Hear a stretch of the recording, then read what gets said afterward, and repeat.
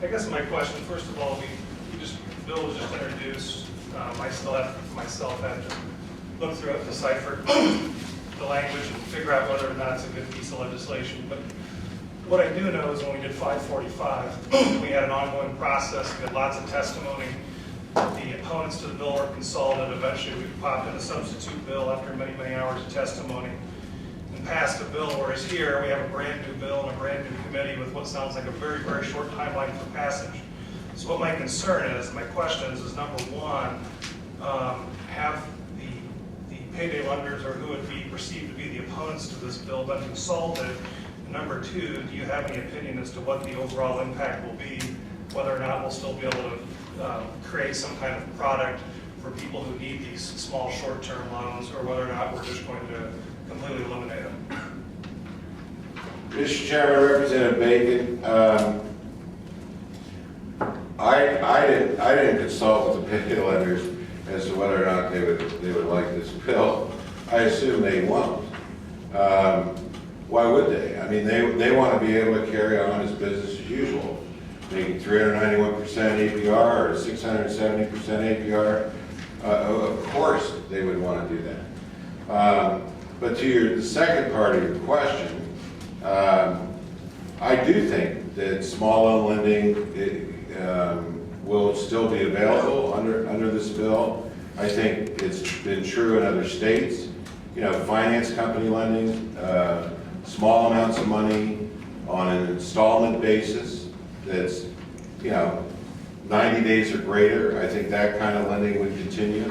People will have access to that kind of lending. I don't know that we need as many payday or small loan lenders as we have McDonald's, Burger King, and Wendy's combined. But there'll be some availability of small loan lending. And if you go back before 1995, there were a lot of small loan lenders licensed under the Mortgage Loan Act or the Small Loan Act that operated in the state with products much like I'm describing, that were installment loans.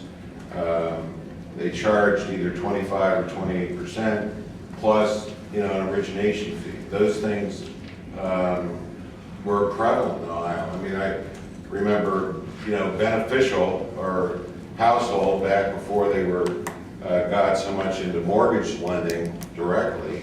That's the kind of loans that they did, and so I honestly believe that there'll be small loan lending available, probably not as prevalent as it is today with payday,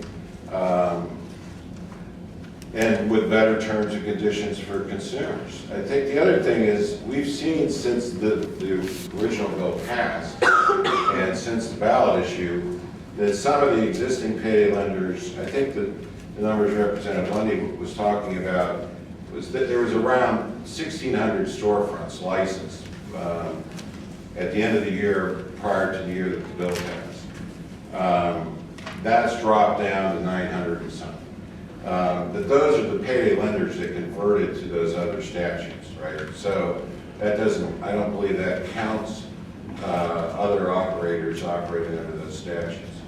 So they're out there in large numbers still, but many of them have developed other lines of business. Some have gotten into buying and selling gold. Some have gotten into emphasizing pawn brokerage. Some have gotten into other kinds of debit card products and other such products. So to say that the entire industry is going to shut down, I think, is an exaggerated claim. We certainly heard that with the ballot issue. That didn't happen then. I don't think it'll happen with this bill. Representative Dyer. Thank you, Mr. Chairman, and through you to Mr. Fake. I share the same concerns that Representative Bacon just brought up. It seems like we're going to be on a fast track, and I hope we can hear the industry side of this story. Do you know, do all payday lenders charge a check cashing fee, or is it just some?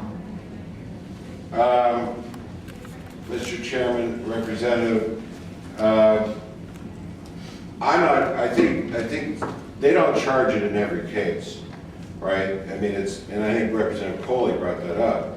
They're not holding a gun to their head It's just that if somebody gets a check now instead of cash, right? So if they choose to move to the next window, supposedly with an affiliated company, and cash that check, they can do that. And the industry can probably tell you the percentage of their consumers that cash the check on site versus going the route. But we've seen various attempts by the industry to make it much more attractive to cash that check on site as opposed to going to depositing in their checking account and waiting for it to clear, such as issuing the loan on an out-of-state account so that it takes more time to clear. Some representatives of the companies have told customers that you have to cash the check here. It won't clear if you cash it elsewhere, things of that nature. But no, they don't absolutely require that the check be cashed on site. So I don't know if that answers your question. Follow up, Mr. Chairman. Representative Derringer. I guess my point is that I've heard a couple times today in testimony that they're making enough money the way it is, and wouldn't you expect then a payday lending storefront to advertise, we have no fees? Does that exist? And I'm just wondering if those are out there, that if you think 28% or 25% is enough money, do they, I just can't see them existing, but are they out there and are they existing without the fees? Mr. Chairman, Representative, my view is that payday loans are a defective product by their nature. That's different than what you may be relaying. I think payday lending that requires, high fees, high interest on a 2-week repayment basis is a fundamentally defective product, and that gets people trapped into a cycle of debt. That's been our conclusion for some time. But other forms of small lending can be legitimate and can be not defective. I mean, if you give people more time to pay the loan back, if you're not doing loan after loan after loan, that can be more legitimate. But I don't know of any of the payday lending shops that advertise, we don't charge the cash to check today. I've not heard of that. Follow up, Mr. Chair.